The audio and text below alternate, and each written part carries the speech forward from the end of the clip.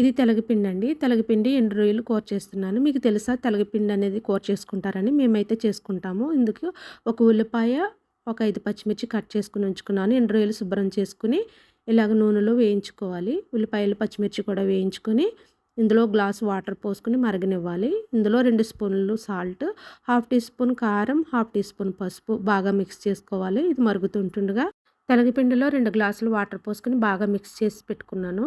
ఎందుకంటే దాంట్లో ఇసుకుంటే అడుక్కు వచ్చేస్తదనమాట.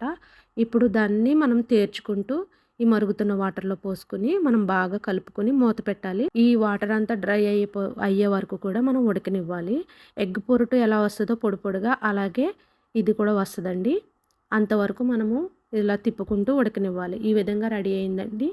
ఇప్పుడు తాలింపు కోసం కొంచెం ఆయిల్‌లో ఒక ఉల్లిపాయ, 4, 5 వెల్లుల్లి రెబ్బలు, ఒక స్పూన్ జీలకర్ర, ఒక స్పూన్ ఆవాలు, కొంచెం కరివేపాకు, 4, 5 ఎండుమిర్చి వేసుకొని మనం బాగా వేగిన తర్వాత తాలింపు వేసేసుకోవడమేనండి.